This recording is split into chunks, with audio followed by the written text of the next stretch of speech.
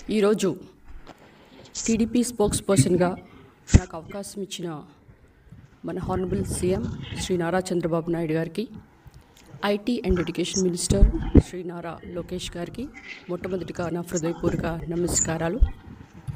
గత 3 రోజుల నుంచి టీవీల్లో ఒకటే మాదిరిగా వైసీపీ నేతలు, నాయకులు, మాజీ ఎమ్మెల్యేలు, మాజీ మినిస్టర్స్ అండ్ బొత్స సత్యనారాయణ గారు, ఎండోన్మెంట్ మినిస్టర్ కొట్టు సత్యనారాయణ గారు రకరకాలుగా టీడీపీ గురించి చాలా తప్పుడు ప్రచారాలు చేస్తున్నారని, 100 రోజుల ఈ పాలనలో ఎలాంటి సక్సెస్ లేక డైవర్ట్ పాలిటిక్స్కి వీళ్ళు తెరదీస్తున్నారని, మరి ఈ పవిత్రమైన లడ్డు మీద రాజకీయాలు చేస్తే దేవుణ్ణి అడ్డు పెట్టుకుంటే శిక్ష తప్పదని చాలా రకాలుగా మరి కామెంట్ చేస్తున్నారు.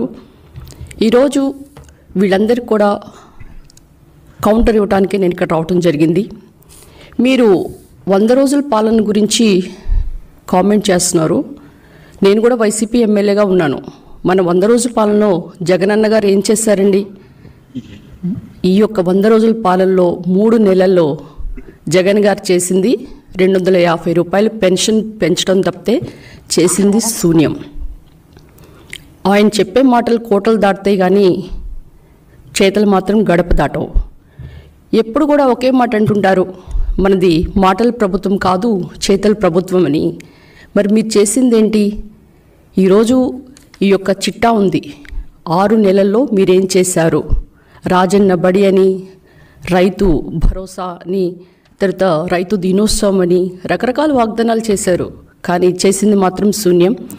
మీరు ఇచ్చిందల్లా పెన్షన్ 250 రూపాయలు మాత్రమే.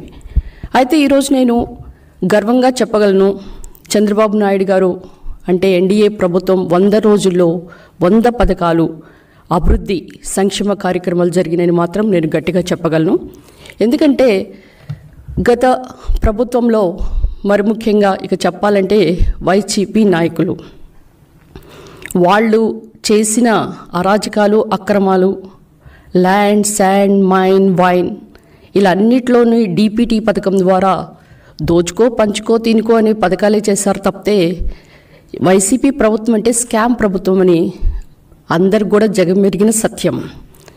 ఈరోజు మీరు చూస్తే జగన్ గారి ప్రభుత్వంలో నిత్యావసర సరుకుల రేట్లు ఎలా పెరిగినాయి, మరి విద్యుత్ కోతలు ఎలా ఉన్నాయి, విద్యుత్ ఛార్జీలు ఎలా ఉన్నాయి, ఇవన్నిటి మీద కూడా సగం మనిషి మీద, నడ్డి మీద మీరు వేటు వేసి వాళ్ళందరూ కూడా కోలుకోలేని పరిస్థితి తీసుకొచ్చారు. ఇక ప్రజల ధన, మన, ప్రాణ, ఆస్తులకి రక్షణ లేకుండా పోయింది. ఈరోజు చంద్రన్న పాలనలో ప్రజలందరూ కూడా ఎంతో సుభిక్షంగా ఉన్నారు. ఆయన పాలనలో అందరూ కూడా చల్లగా ఉన్నారు.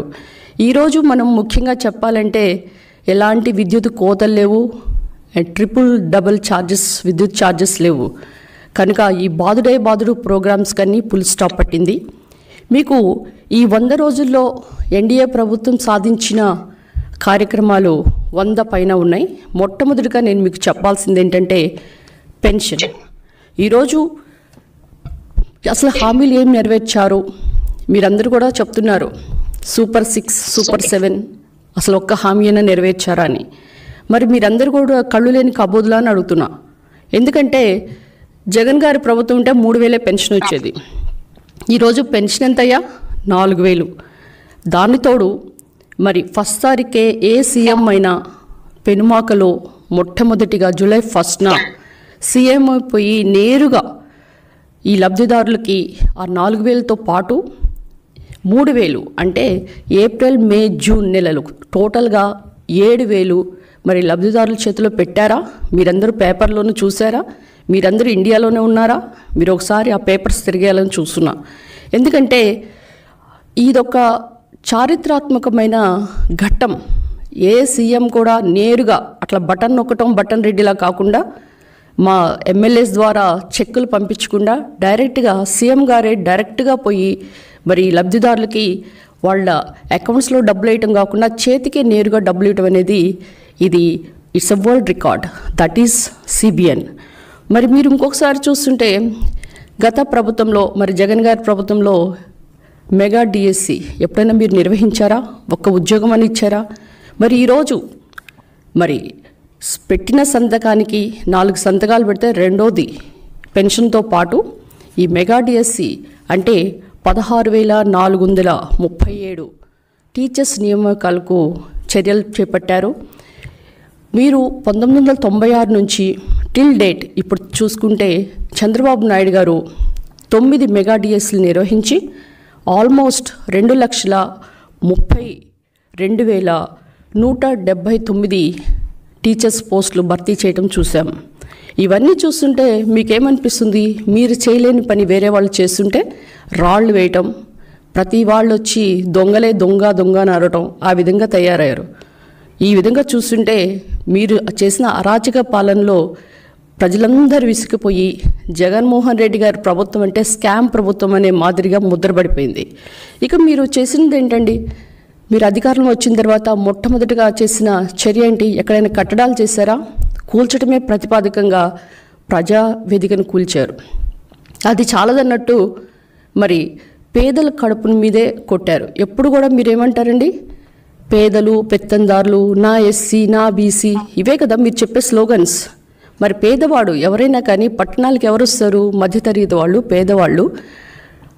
అండ్ హాస్పిటల్లో పేషెంట్లు చూడటానికి వచ్చే వాళ్ళ యొక్క రిలేటివ్స్, లేదంటే ఉద్యోగానికి ఎత్తుకోవడానికి వచ్చే విద్యార్థులైతేనేంటి, యువత అయితేనేంటి, వీళ్ళందరూ కూడా వాళ్ళకి భోజనానికి ఎలాంటి అసౌకర్యం కల్పించకుండా చంద్రబాబు నాయుడు గారు 2018 జూన్ 11న 368 పైన అన్నా క్యాంటీన్కి శ్రీకారం చుట్టారు. ఎందుకంటే అన్నం పరబ్రహ్మ స్వరూపం అంటారు. ఏ ప్రభుత్వమైనా కానీ పేదవాడికి పట్టెడన్నం పెట్టాలని ఆశపడుతుంది. అంతేకాకుండా ఎవరైనా ఒక మనిషికి కావాల్సిన బేసిక్ నెసెసిటీస్ ఏంటి? కూడు, గూడు, గుడ్డ. మరి ఈ యొక్క పేదలకి పట్టెడన్నం పెడుతుంటే ఆ పేదల కడుపు మీద కొట్టిన మొట్టమొదటి వ్యక్తి అంటే అది జగన్మోహన్ రెడ్డి.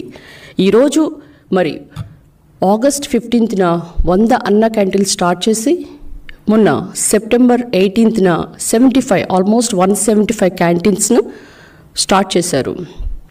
ఈ అన్నా క్యాంటీన్లో కనీసం రోజుకి 350 మందికి భోజనం అయితేనేంటి, అల్పాహారం ఏంటి 5 రూపాయలకే సప్లై చేయడం. ఎక్కడైనా కానీ అన్నా క్యాంటీన్లు కానీ ఏ క్యాంటీన్లో మీరు చూసినా అన్నా క్యాంటీన్లోనే తక్కువ రేటు ఉంటుంది, 5 రూపాయలు ఉంటుంది.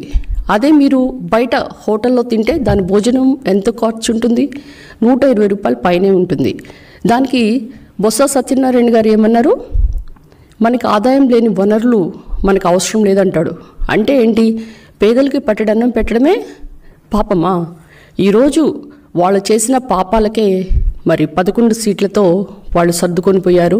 ప్రజలందరూ ఈ యొక్క ప్రభుత్వాన్ని, వైసీపీ ప్రభుత్వానికి 151 ఎమ్మెల్యే టికెట్లకు గాను 5 కొట్టేసి 11 మాత్రమే వాళ్ళకి దక్కిన చేశారు. ఈరోజు మీరు గమనిస్తే అన్న క్యాంటీన్లు రోజుకి 3 లక్షల మందికి అన్నం వడ్డిస్తూ ఆల్మోస్ట్ 2019 నాటికి 4 కోట్ల మంది దీని అన్నా క్యాంటీన్లో తింటూ వాళ్ళు లబ్ధిదారులు అయ్యారు. ఇక మనం గమనిద్దాం ఈ మధ్య వచ్చిన వరదల గురించి. ఆ బుడమేరు ఆక్రమణ చేసింది, అక్కడంతా ఆక్రమించుకుంది ఎవరండి? వైసీపీ నాయకులు. దాని ద్వారా ఓవర్ఫ్లో ఫ్లడ్ వైజాగ్ మాత్రం ఎట్లా హుదూద్లో మునిగిపోయినప్పుడు చంద్రబాబు నాయుడు గారు బస్సులో ఉండి ఎలాగా మరి దాన్ని నార్మలైజ్ చేశారో అదే మాదిరిగా విజయవాడ వరద వచ్చినప్పుడు ఆయన కలెక్టరేట్లో 10 రోజులు ఉండి 10 రోజుల్లోనే విజయవాడని నార్మలైజ్ చేశారు. ఈ బుడమేరుకు పట్టిన గండ్లు కూడా యుద్ధ ప్రాతిపదికన పూడ్చడం కూడా జరిగింది. మరి ఎవరైతే ఈ యొక్క వరద బాధితుల్లో వాళ్ళు నష్టపోయి ఉన్నారో, ఎవరైతే చనిపోయారో వాళ్ళందరూ కూడా 5 లక్షలు ఇవ్వడంతో పాటు ఇచ్చిన సరుకులు మీరు గమనిస్తే రైస్ 25 kg, పొటాటోస్ 2 kg, పప్పు 2 kg, sugar 1 kg and oil 1 kg and biscuits. మీరు మరి ఆదివాసీ ప్రాంతంలో గోదావరి వరదలు వచ్చినప్పుడు మీరేమిచ్చారో ఒకసారి గుర్తు చేసుకోండి. వైసీపీ నాయకులు మీరు ఇచ్చింది 5 కేజీల రైస్, 4 టొమాటోలు, 4 పొటాటోస్, కొన్ని బిస్కెట్ ప్యాకెట్స్. దీనికే చాలా ఆర్భాటం చేస్తారు.